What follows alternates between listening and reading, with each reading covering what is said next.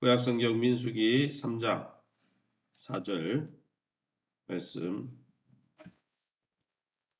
민수기 3장 4절. 구약성경 196쪽에 나와 있습니다. 민수기 3장 4절 자막을 참조해서 4절, 9절, 12절, 13절 파란 글씨는 여러분 읽으시기 바랍니다. 4절 말씀 3장 4절입니다. 민수기 3장 4절. 나답과 아비후는 신의 광야에서 여호와 앞에 다른 불을 들이다가 여호와 앞에서 죽어 자식이 없었으며 엘르아살과 이다말이 그의 아버지 아론 앞에서 제사장의 직분을 행하였더라. 9절입니다. 너는 레위인을 아론과 그의 아들들에게 맡기라. 그들은 이스라엘 자손 중에서 아론에게 온전히 맡겨진 자들이니라. 12절입니다.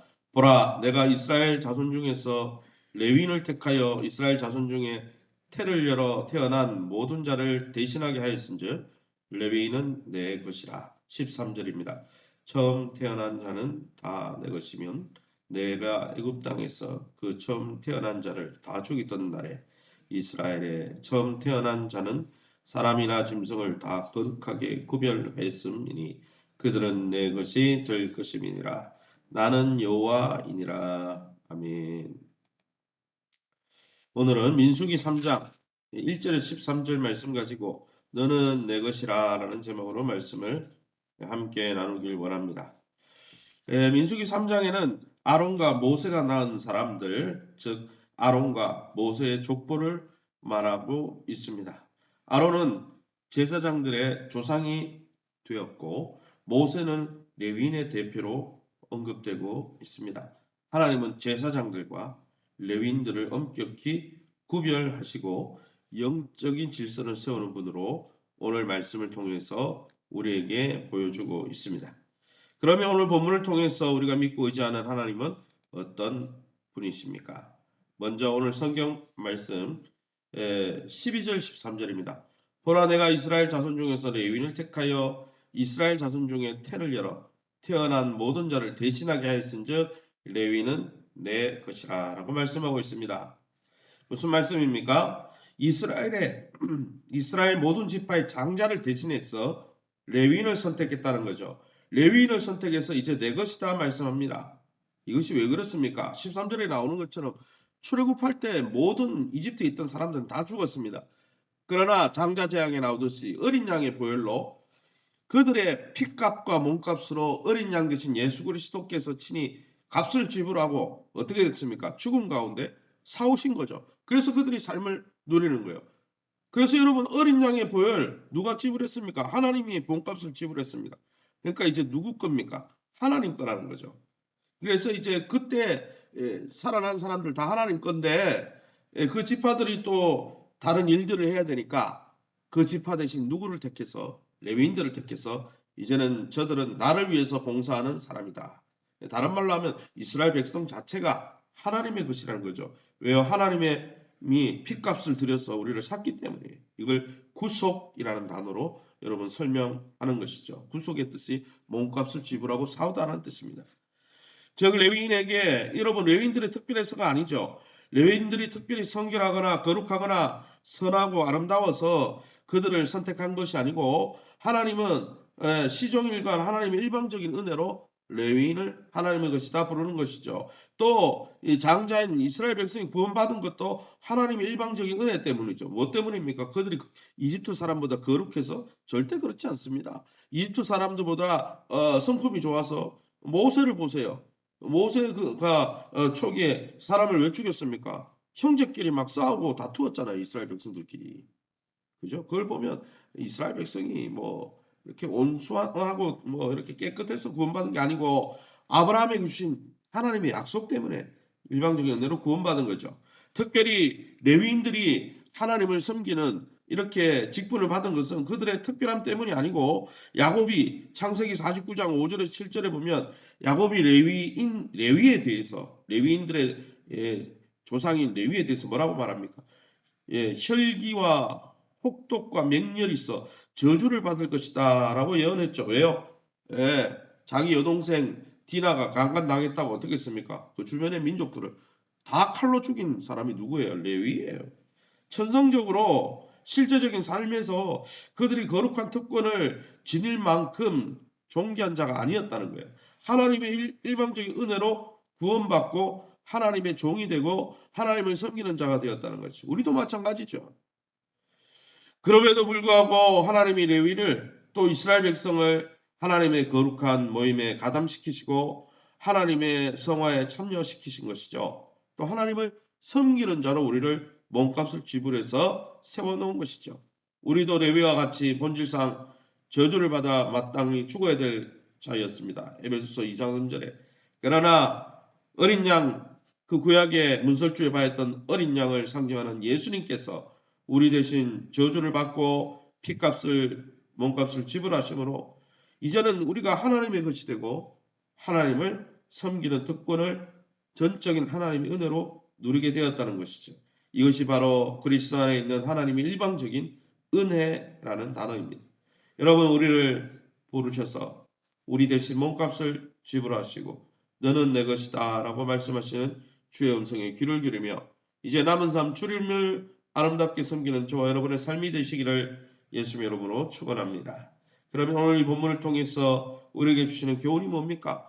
하나님을 이제는 몸값을 지불하고 하나님의 것이 됐으니 하나님 섬겨야 되는데 어떻게 섬겨야 됩니까? 4절 말씀이죠. 나답과 아비후는 시내 광야에서 여호와 앞에 다른 불을 들이다가 여호와 앞에 죽어 자식이 없었다라고 했습니다. 이 부정적인 사건을 통해 우리는 교훈을 받아야 되죠. 아론에게는 아들 4명이 있었어요. 4명이 다 제사장이 될 운명이고 하나님을 섬길 존귀한 자들로 부름받은 것이죠. 그런데 어떻습니까? 그 아들들 중에 둘, 나답과 아비후, 첫째와 둘째가 어떻게 했습니까? 다른 불을 여호와 앞에 들이다가 죽임을 당했어요. 이걸 레위기 10장 1, 2, 3절에 잘 나오죠. 하나님을 섬기기 위해 특별한 직분을 맡은 자들이 제사장과 같이 너희는 왕 같은 제사장이라 그랬죠. 구원받은 우리를. 하나님을 어떻게 섬겨야 되는지를 보여주는 것이죠. 하나님을 세상 섬기듯이 세상의 영을 가지고 세상의 불을 가지고 세상의 방식으로 마구잡이 하나님을 섬겨서는 안 된다는 거예요.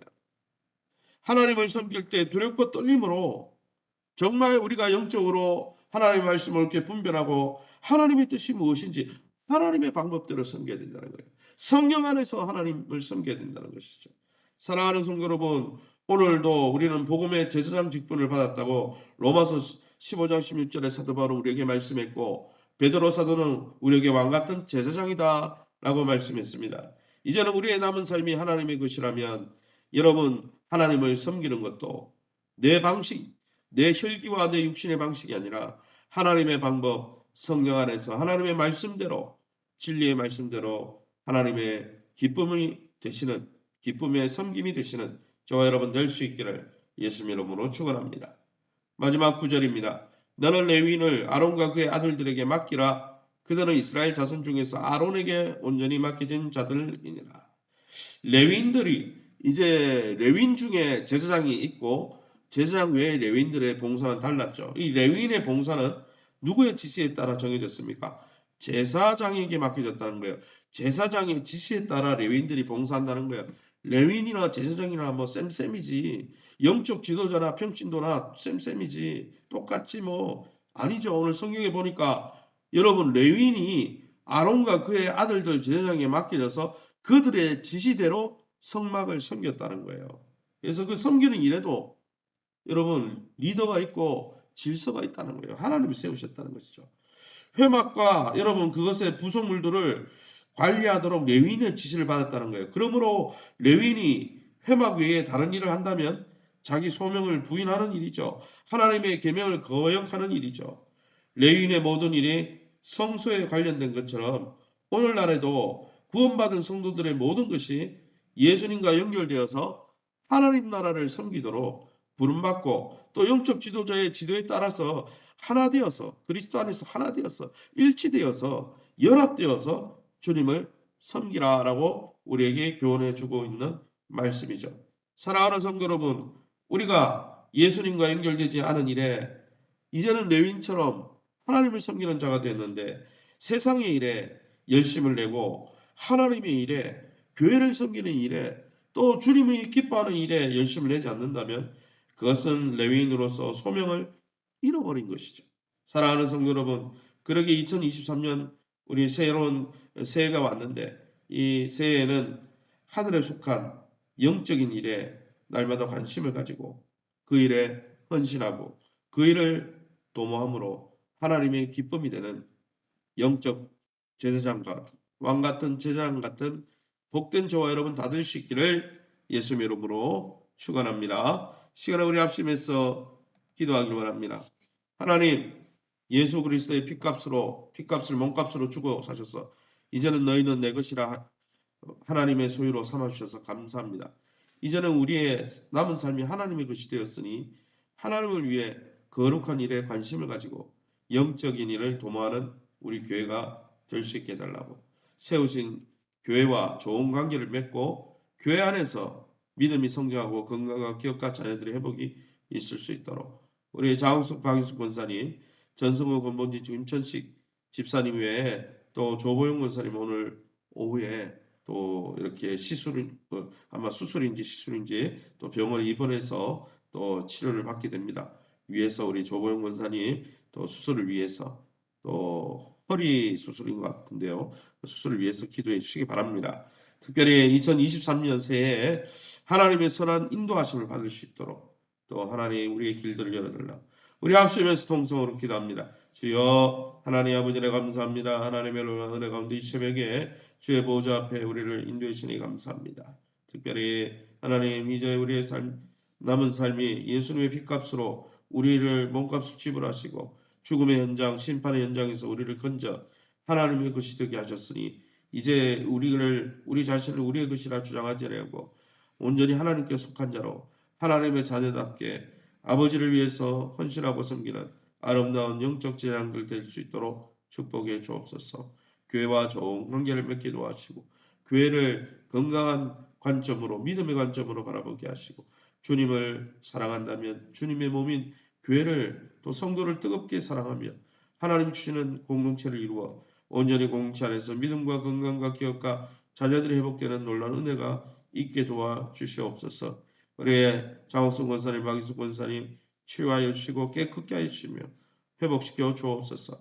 우리 전성호 원문지 권천식 집사님 만져주시고 하나님 또 연약함 중에 있는 아버지 성도들을 만져주시되 우리 조보영 권사님 또 입원해서 또 수술을 앞두고 있습니다. 집도하는 모든 스태프들, 시술하는 모든 스태프들에게 은혜를 베풀어 주시고 건강한 모습으로 회복되어서 이제는 또 하나님 또 뛰고 달리며 또 가정과 교회를 위해서 섬기고 또 기도하기에 부족함이 없도록 강건케 하여 주시고 치유하여 주옵소서. 2023년 하나님 정말 새해를 맞이해서 우리 성도들 엎드려 기도할 때 저들의 문을 열어주시되 기업의 문을 열어주시고 물질의 문을 열어주시고 무엇보다 믿음의 문을 활짝 열어주시고 하나님 성령 충만한 은사의 문을 열어주시고 주님 하나님이 기뻐하는 비전의 문을 열어주셔서 하나님의 놀라운 은혜가 풍성이 넘치는 한 해 될 수 있도록 하나님이 주는 열매로 하나님 앞에 영광 돌리는 한 해 될 수 있도록 축복해 주시옵소서. 이 새벽에 주의 보좌 앞에 엎드려 기도하는 성도님들 약속의 말씀 붙들고 기도하면서 주님 안에 거하면서 주님이 주시는 세상이 감당할 수 없는 평안과 기쁨으로 충만한 이 하루 될 수 있도록 인도해 주시옵소서. 모든 영광 하나님께 돌려드리며 예수님 이름으로 기도합니다. 하늘에 계신 우리 아버지여 이름이 거룩히 여김을 받으시오며 나라의 마옵시며 뜻이 하늘에서 이룬 것 같이 땅에서도 이루어지이다. 오늘날 우리에게 일용 양식을 주옵시고 우리가 우리에게 죄진 자를 사하여 준 것 같이 우리 죄를 사하여 주옵시고 우리를 시험에 들게 하지 마옵시고 다만 악에서 구하옵소서. 대개 나라와 군수 영광이 아버지께 영원히 있사옵나이다. 아멘. 위에서 기도